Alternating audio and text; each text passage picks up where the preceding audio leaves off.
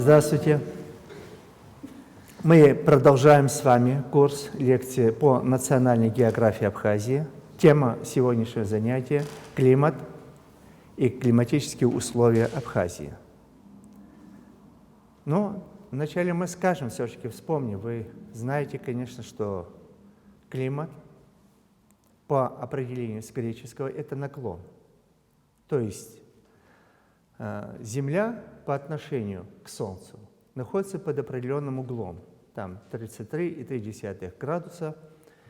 И это уникальность, и это своеобразное положение по отношению к другим планетам дает условия, чтобы была весна, лето, зима, осень. То есть нагревается планета Земля неравномерно, полгода больше освещается, больше нагревается северное полушарие, а второе полугодие – южное полушарие. И благодаря этому то, что мы видим, то многообразие климатических условий, природных условий, формируется животный, растительный мир. И здесь, на этой планете Земля, создалось условие для того, чтобы человек здесь чувствовал себя более-менее благоприятно. Надо заметить, что вообще климат, вообще погода – это один из величайших таких загадок на планете Земля. Ну, вы понимаете то, что если рыбы живут в воде, в водной среде, и мы все живые, неживые, живем в этой среде, в воздушной среде, воздух. А воздух, который уникален тем, что воду, если мы видим, а воздух не видим. Но при этом оказывает на нас влияние. Вы помните то, что в школе тоже, я уверен, что проходили, что на каждого из нас в среднем мы несем груз более 15 тонн. То есть воздух имеет вес. 15 тонн, я не оговорился. И в процессе эволюции мы приспосабливаемся не только мы, приспосабливаются все живые организмы, которые здесь существуют. Но вы же видели, как лоза, виноградное весо, если вы порезали, то что как там вода течет. Вот это все движения, которые происходят, во многом зависит от влияния, давления воздуха. Конечно, здесь играет и температура. Как же все-таки происходит, какие же факторы формируют климат на Земле? И в частности, давайте будем говорить об Абхазии. Вы знаете, что Абхазия – страна, которая расположена в северной полушарии, которая занимает его центральную часть, то есть между северным и экватором. Мы почти посередине находимся, 43 градуса. Центр, который проходит, допустим, по Ставрополю, 45 градусов, северная широты Ставрополь, а мы 43 градуса, мы даже на 300 тысяч километров, мы еще ближе к экватору. Но помимо этого Абхазия получает уникальные возможности получения большего количества тепла, чем те территории, которые находятся на тех же широтах. В чем же это заключается? Абхазия горная страна, первая. Почему горная? Большая часть, более 70% территории Абхазии находится в горной местности, то есть территории, которые выше 500 метров, выше уровня Мирового океана, уровня Черного моря в частности. И эти горы обращены к югу. То есть мы как бы обращаемся, вся территория Абхазии наклонена на юг, и, соответственно, получаем значительно большее количество солнечного тепла. Это одна старая проблема. Но кто же формирует, и помимо географического положения, формирует климат и погоду Абхазии? Две уникальных стихии. Первое – это горы, и второе – это море. Вот представьте, если на территории вообще не то, что там, где расположена Абхазия, где наша страна расположена, если не были бы горы, то Абхазия находилась бы в пустыне, здесь была бы пустыня или полупустыня. То есть сюда свободно проникали бы северные или северо-восточные воздушные массы, холодные, сухие, и здесь мы никогда не увидели бы те субтропики, та пышная растительность, которая здесь произрастает. А море еще уникальное. Здесь, вы понимаете, то, что южная, юго-западная часть Абхазии омывает Черное море. Кстати, надо заметить, что часто мы путаем что когда я у студентов спрашиваю, что омывает ли вообще Абхазия Атлантическим океаном, часто все говорят, нет, конечно, омывает. Черное море является частью Атлантического океана. И воздушная масса, проходя через эту поверхность, через Атлантический океан, но она связана, я сейчас быстро скажу, через Гибралтар, Средиземное море, Черное море, Босфор, Дарданелл, они все взаимосвязаны. И воздушные массы, проходя через Черное море, проникают на территорию Абхазии. Они преобразовываются. Вначале формируется климат в каком-то месте, а потом процессы циркуляции воздушных масс, они приходят видоизменены. Например, проходя через поверхность Черного моря, над поверхностью, они насыщаются влагой, они насыщаются температурой, более высокой температурой. И, конечно, к нам приходят уже абсолютно порой отличающиеся от тех воздушных масс, которые вначале где-то сформировались. И они создают нам погоду и климат. Ну, давайте мы скажем, давайте мы вспомним, чем же отличается все-таки погода и климат. Климат – это многолетний режим погоды. То есть вот, в метеорологических службах, станциях они собирают информацию. В сутки должны собираться не менее 12 наблюдений делается. Там делается наблюдение не только за температурой, влажность, осадки, направление ветра, сила ветра, давление. Вот то, что и многое другое. Там более 50 разновидностей, которые собирают эту всю информацию, а потом анализируют, собирают. На основании этого делаются средние нормы климата, собирается среднетемпературный режим, влажность и так далее. А вот все это собирается изначально, погода. Погода – это кратковременное состояние погоды, атмосферного воздуха. Даже погода может меняться в течение нескольких, не то что минут, а секунды может определиться. Я думаю, вы все это видели, как погода быстротечна. Даже вот у Баграта Шинфу есть, я скажу по-абхазски, то, что я сейчас вспомнил, это интересно, то, что асы умейный лывот, а это косыблахаркот. То есть идет снег, вы представляете, да? И при этом он видел звезды. А такое бывает. Я думаю, что вы тоже видели, что солнце светит, а при этом идет дождь. То есть погода – это очень короткий процесс, потому что в природе так быстро все видоизменяется, все преобразовывается. Но вся эта информация синоптики собирают и делают прогноз. Здесь возникает вопрос. Что такое прогноз? Почему мы даем только прогноз? Почему мы не даем сводку? Когда говорим о климате, погоде. Я пока не перешел в Абхазии, конкретно климате в Абхазии. Дело в том, что очень сложно прогнозировать, что происходит в атмосферном воздухе. Для того, чтобы, представьте, мы, чтобы сделали прогноз на завтра, чтобы вы знали, делается более 100 операций. То есть здесь изучается все. Не только то, что происходит на территории Абхазии, но далеко за ее пределами. Потому что в атмосферном воздухе происходит сильнейшее преобразование, перемещение воздушных масс. И они несут, конечно, новые погодные условия, новые, а потом в последующем даже формируют климатические условия. И какие же, помимо того, что горы и море, что являются климатообразующими факторами на территории Абхазии, например?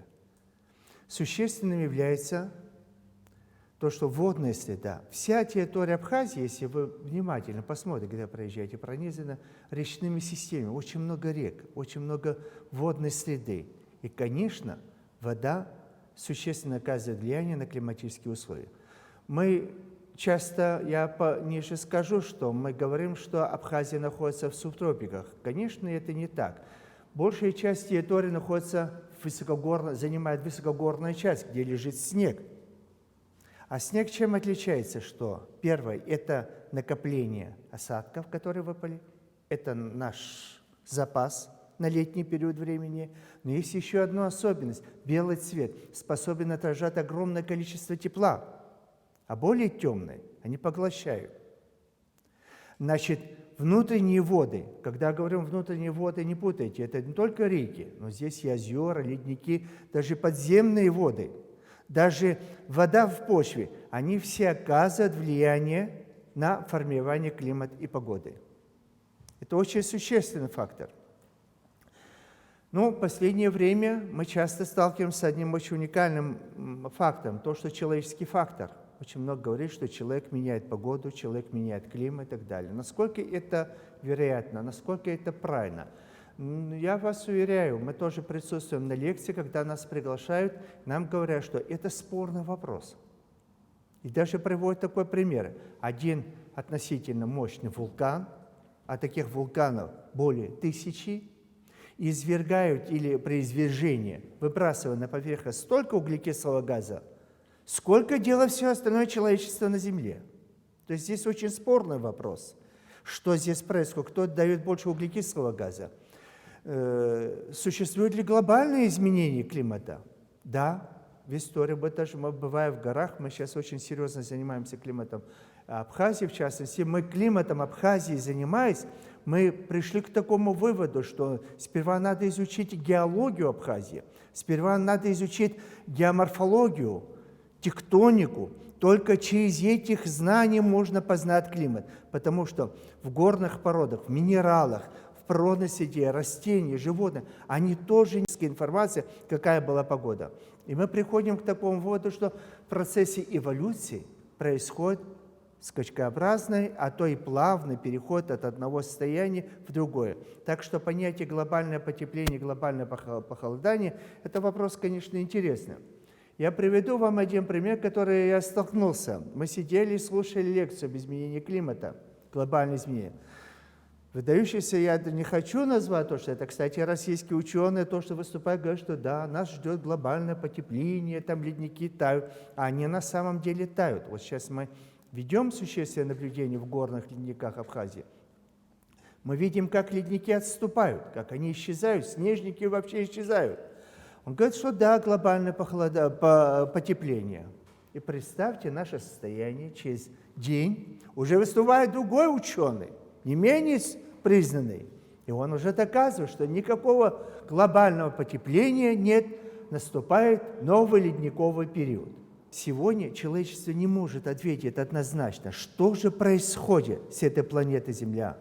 Но при этом мы абсолютно осознаем, что изменение погоды и климата носит цикличный характер, что постоянно меняется, и при этом, я еще приведу другие факторы, то, что непосредственно.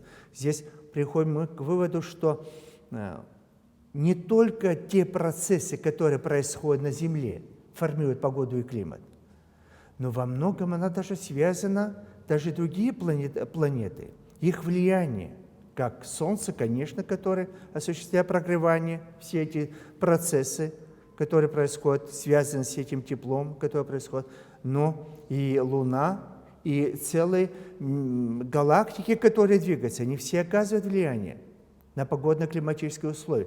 Даже здесь я сразу скажу то, что и такое очень интересно. Вообще, как эта атмосфера держится на планете Земля, тоже пока остается загадкой. Ведь это же воздушная оболочка, которая не уходит от этой планеты Земля.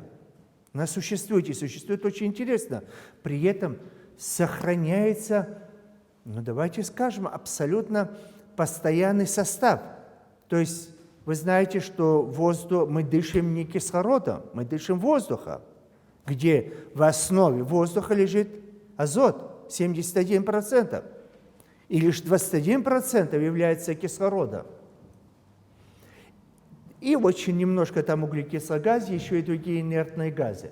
Но при этом этот состав сохраняется относительно, и состав является относительно постоянным. И даже незначительные изменения уже губительны для всего живого. Ну и прежде всего, конечно, для человека. Мы же прекрасно знаем, что человек может без пищи прожить несколько даже недель. Ничего в этом страшного. Без воды несколько дней он может прожить.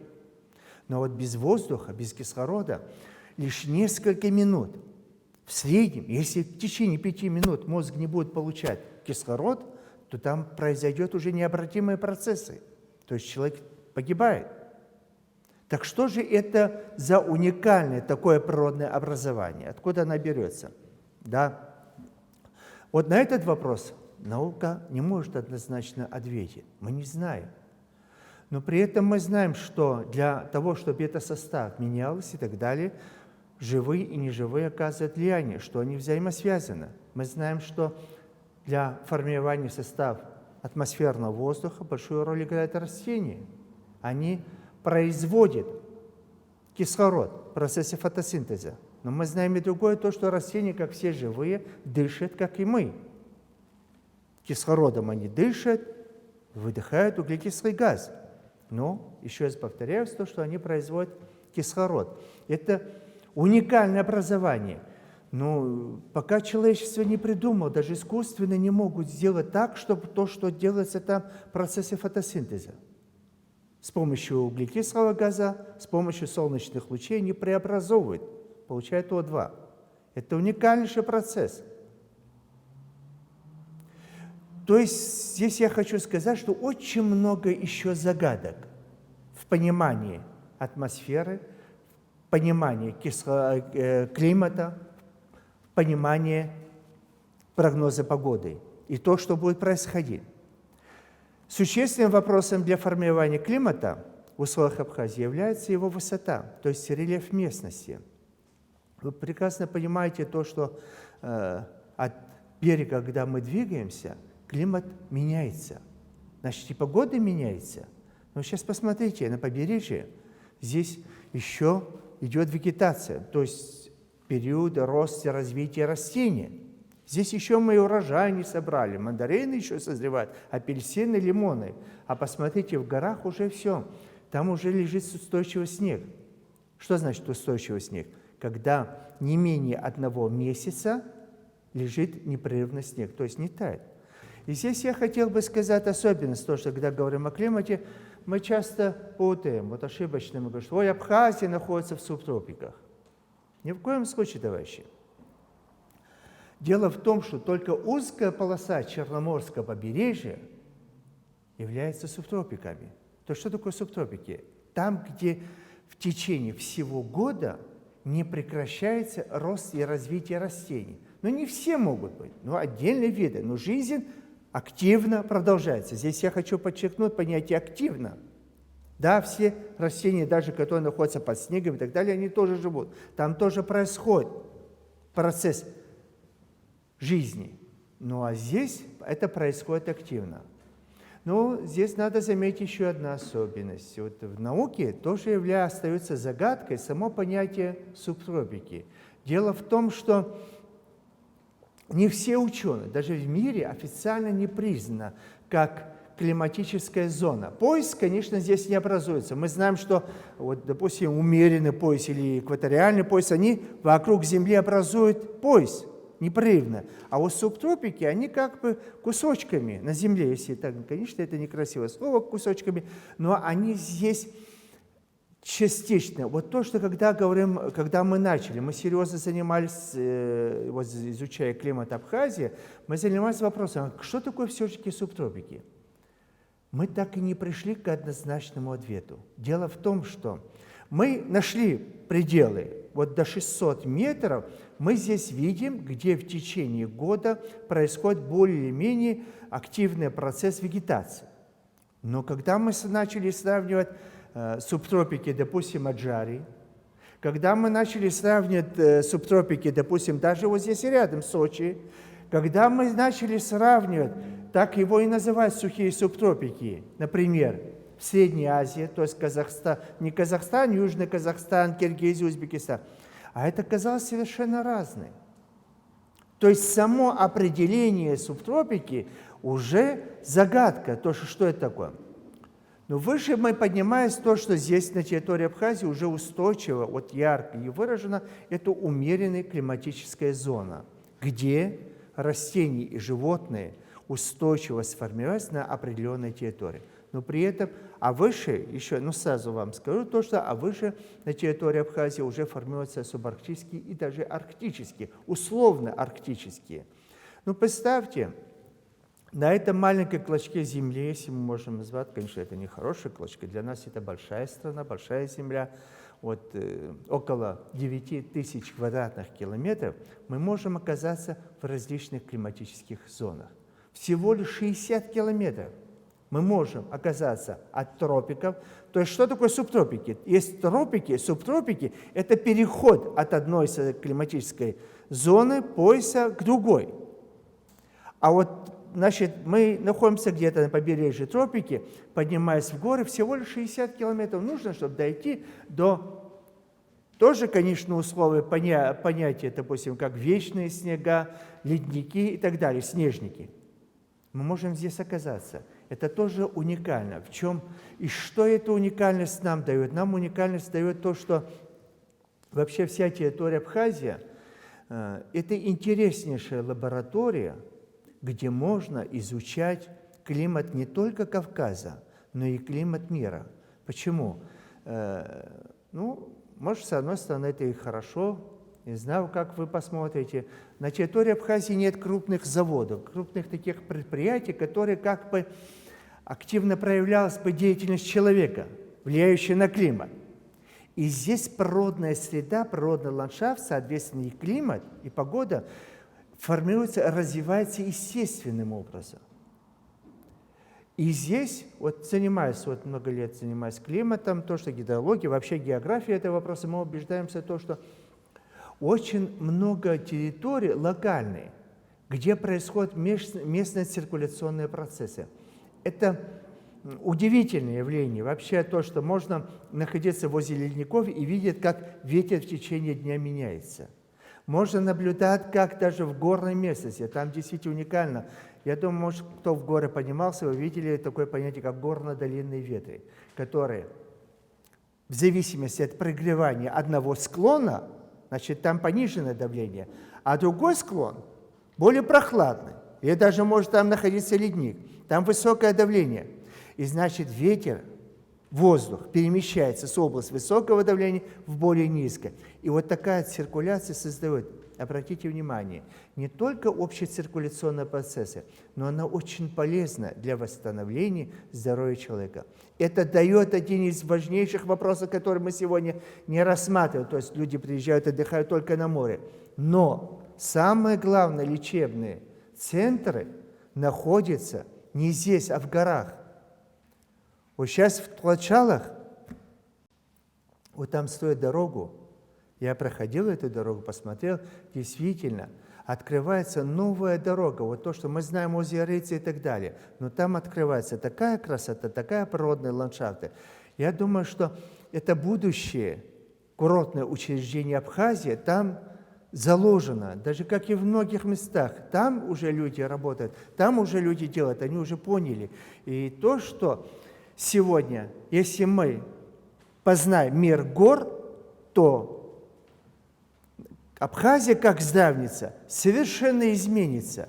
Мы сегодня, когда говорим о климате, о погоде и так далее, о курортах и так далее, вообще, мы сегодня смотрим лицом к морю, спиной к горам. Надо повернуться. И мы увидим совершенно другую Абхазию. Мы увидим совершенно другой ландшафт. И там находятся главные здравницы Абхазии. Там происходят еще уникальные такие процессы, как, допустим, не только местная циркуляция, так как фионы, это которые переваливаются через горные хребты, приходят нам сухие ветры. Они действительно тоже уникальны. Здесь происходят воздушные потоки между ледниками, снежниками, между другое пространство. И в этих условиях формируются уникальнейшие природные ландшафты, которые тоже до конца не изучены. Мы, познавая, как происходят все эти сложнейшие процессы, мы будем познавать мир, в котором мы живем. Да, и на море тоже здесь происходят очень интересные вещи, которые получила местные ветры, как бризовые процессы, когда днем, особенно, например, летом, там больше видно лето, с моря воздух перемещается на сушу, а ночью меняется, потому что суша, я думаю, вы все пляжи видели, как камни быстро нагреваются. Суша быстро нагревается днем, и, соответственно, низкое давление, и воздух с более области высокого давления, то есть с моря, двигается на сушу. А ночью земля быстро охлаждается. и воздух начинает активно перемещаться на море. И вот такая циркуляция дает тоже уникальные возможности, потому что наше море уникально по своему химическому составу. Но это другая лекция. Но я сразу скажу то, что вода, которая содержит большое количество йода. То есть вот этот брызговый процесс, она, оказывается, дает уникальнейшую ингаляцию которой. Ну, даже когда мои друзья приезжают в Абхазию, считают, они действительно, это большие люди, ученые, в смысле климатологи, гидрологи. Жить в Абхазии, болеть, это несовместимо, это ненормально. Но для этого нам нужно его познать, мир, в который живем. Но можно ли его прогнозировать? Можно считать? Пока остается загадкой. Это вам предстоит. Леван Николаевич, скажите, пожалуйста, вот мне кажется, очень преувеличивают значение магнитных бурь на человека. На самом ли деле вот настолько реально магнитные бури действуют на природу человека и тем самым как бы обуславливают его здоровье в лучшую или в худшую сторону, скорее всего, в худшую, да? Это миф или это реальность?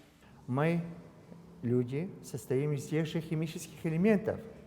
И, конечно, те силы геомагнитные, это энергия, которая поступает от Солнца, конечно, оказывает влияние на человека. Конечно, существует вообще, мы должны признать, что мы являемся частью природы.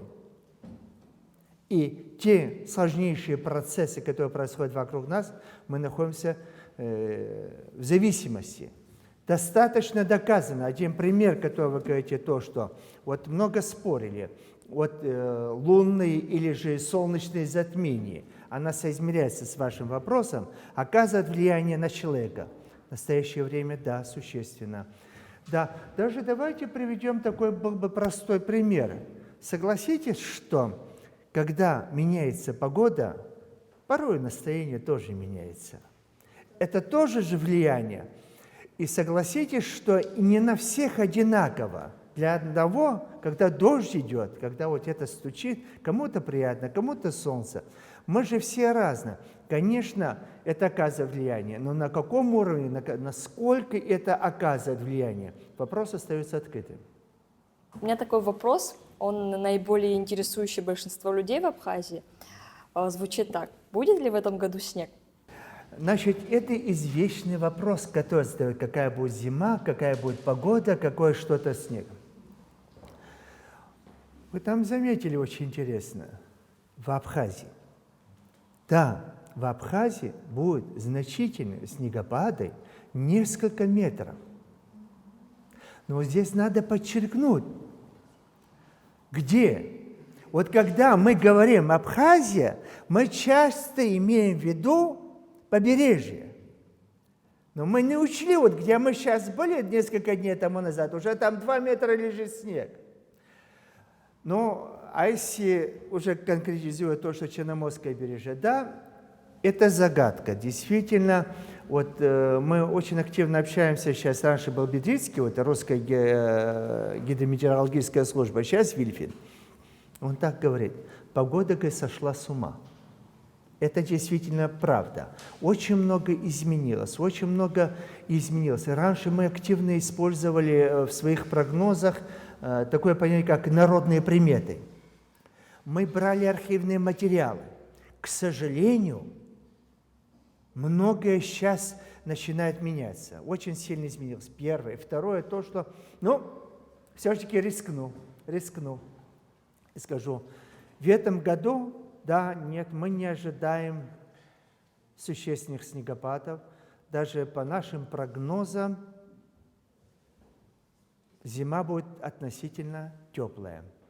Это мы весной встретимся, я думаю, что я человек старый, все-таки до весны, я думаю, доживу то, что... Но все-таки, да, наши прогнозы, мы делаем анализы, откуда мы исходим, почему мы в горы, поднимаемся. Мы смотрим, как идет процесс накопления снега.